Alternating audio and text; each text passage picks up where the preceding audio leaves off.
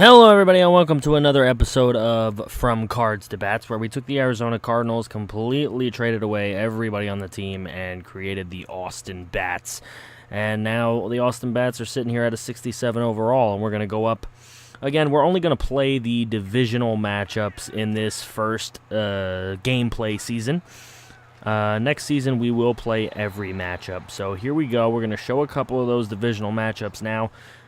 Going up against the LA Rams, and the Rams are going to go ahead and take an early 3-0 lead in this game, as the Bats defense is not very good.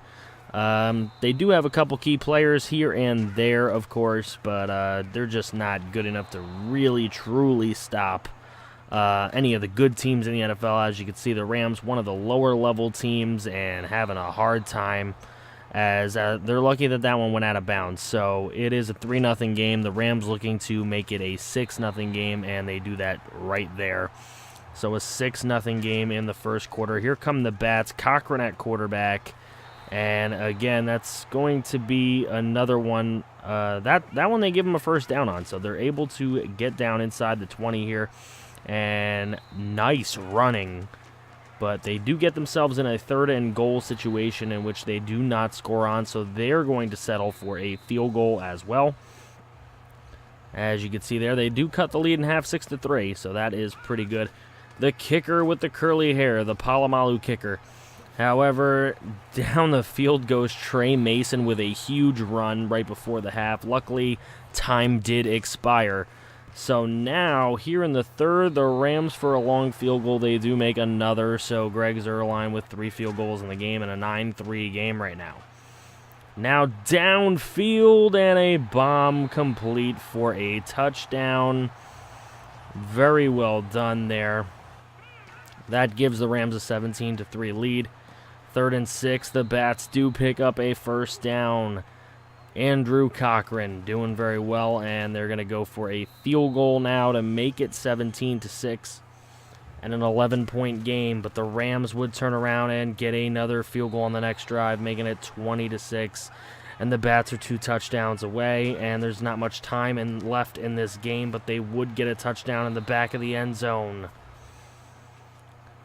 And that would pretty much do it for the game, as McKillian gets the touchdown there. And we will take a look. Andrew Cochran, not a terrible game. Jared Goff, just a tad better. He did not throw the interception. Threw for a little bit less yards, though. Trey Mason killed us on the ground. Venneton Daniel could have done a little bit better, but he really didn't get a ton of opportunities. Sean Chester was a beast out there, 115 yards.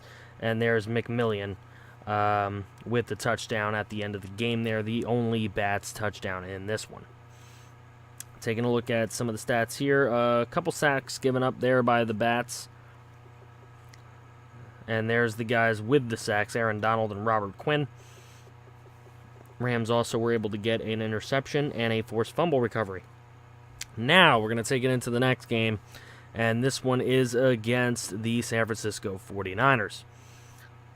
Again, 67 overall Bats here. Not a very good team. That is why we're not really going to feature them a ton. We don't know what the team is going to look like next season, but we're hoping it will be a ton better than it is right now. There's a good play coming across the field and picking up a first down, even with the spin move there. Now Andrew Cochran looking end zone and incomplete, so that's going to be a field goal attempt upcoming and made. So Bats on the board first with a field goal, now going for a very long field goal, and that one is not even close. Just testing the length there of the kicker, and it's just not good enough for that one. Now a 3rd and 8, the Niners are going to complete it and get a first down. Colin Kaepernick, quarterback of the 49ers. Victor Cruz playing for him right now. Colin Kaepernick on a bomb and complete into the end zone for a touchdown to Victor Cruz, doing his little salsa dance. Victor Cruz very big on that drive. And now going for a field goal, and that is badly, badly missed. So now the Bats able to go for one right before the half, and they put it through. So a 1-point difference at halftime in this one. The Bats would go for a long field goal and knock it through, so they are within 5 after the 49ers scored a touchdown coming out of the half. later on in the day. This is for the Bats to take a late lead here with only 4:07 to go, and they do it in the back of the end zone there, and then they get an opportunity for a field goal later on, which would go through. So now they have the 6-point lead. They just need to hope that the Niners cannot get a touchdown here, and that is a great start to be able to do it. Carlos Hyde downfield, actually. They line him up at wideout. And there's a fumble, and that one is not only going to seal it, but it is going to slam it shut. Look at the big fella getting downfield for a touchdown right there. Number 67, Grigsby, a big player for this defense. And now brought down for the sack. That is going to let San Francisco call timeout, but another field goal is going to go through. So it is a 15-point lead and pretty much impossible for the Niners to come back here. So there we go. That'll do it, a 29-14 final. You can see Andrew Cochran. You can see Blevins got in the game for a little bit because Cochran got himself hurt in this one. So not too good, but Cochran didn't have a bad game there. Carlos Hyde had a pretty good game. Venneton Daniel had a decent game, a 4.2 average, but he did not get a lot of carries. McMillian had a decent game. Bond with the touchdown earlier that you saw there. Sacks given up a ton. Just a ton on both teams, really. One guy gave up 4 there. It is just a little bit ridiculous. So as we look at the defensive numbers, we do expect some sack numbers up here. So we'll take a look at those. Let's see, 2.5 for Skrine, 2 for Buckner on their team, 1.5 for Clemens, 1.5 for Carradine on their team, and Lynch on their team, 1 for Carson, 1 for Krause, 1 for Adkins.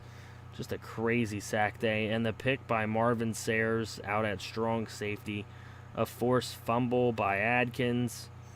And that fumble recovered by London Grigsby, the big man at D-tackle, returning that thing for a touchdown. So now we're going to go ahead and show you one more game before the end of the video here. We'll show you what happened against Seattle.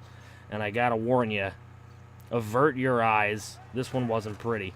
Actually, we have 2 more games left because this one was so not pretty that the highlights of this one are very, very short. Here is a field goal upcoming for Seattle. And you might think, hey, with 1:59 to go in the first and only a 3-0 deficit, maybe the Bats are in this game. But here comes Seattle once again, and a great catch up the middle. Russell Wilson on the throw. And 3rd and goal, and if you think you can get a stop, you're just not going to against Russell Wilson. So a big catch there and a touchdown. So that would give Seattle actually a 24 lead later on, and another field goal, and that would make it 27-0. It was just a complete blowout in this one. The Bats just trying anything they can to get something going, and there's a touchdown, and that one is Casey Bond. So they finally do get a touchdown. Casey Bond doing a good job there. So it is a 27-7 game. Seattle gave them the ball right back. Here on a 4th and 7, the Bats, can they do something? Yeah, they can throw an interception. So that is not going to work, as Cam Chancellor coming up with that one big time. Interception for him, and the game would end 34-7. Just not a very good game. Kyle Blevins had the start again. Andrew Cochran was hurt. So Blevins in his first NFL start, just not very good.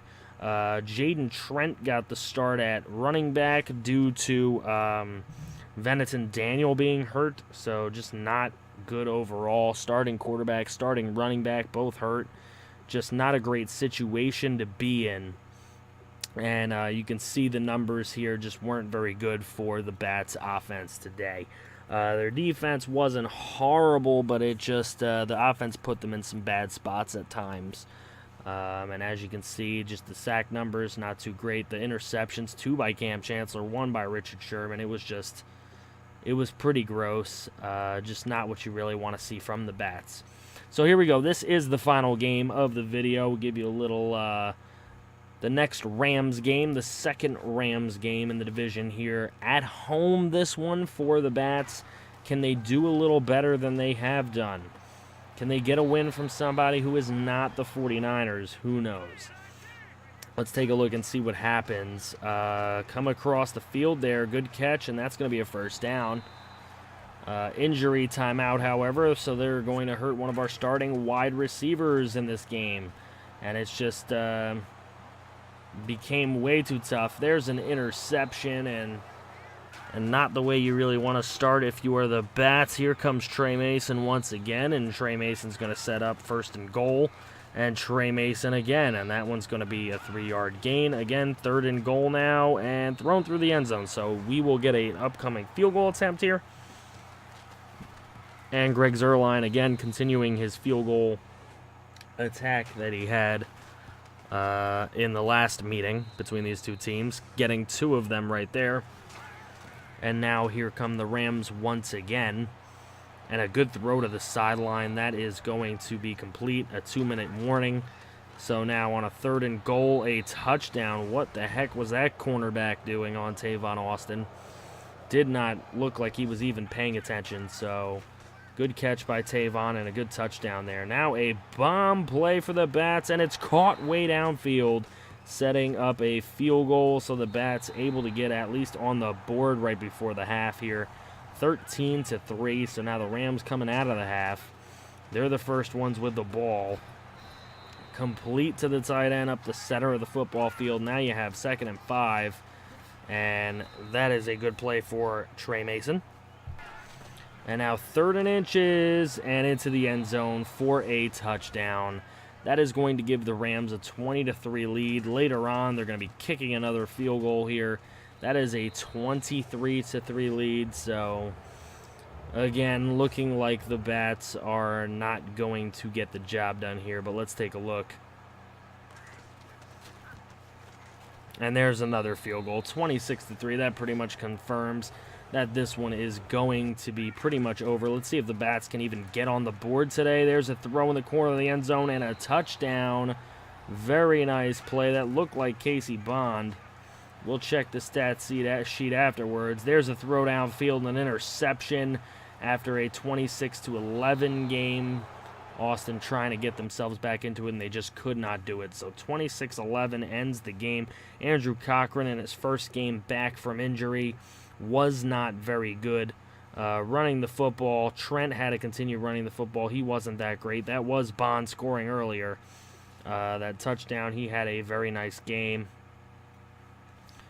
On an individual level, sacks, a lot were given up by a lot of people.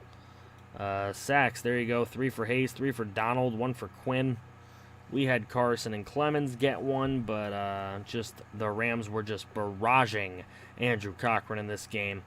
That is pretty much going to do it for this episode. I believe that we are looking now at the Heisman. And there will be one more game in the next episode, and then we'll move on into some of the off-season festivities. Guys, go ahead, hit likes on this. 25 likes we're trying to get. Thank you for watching. Sub if you're new, and I'll see you guys in the next episode.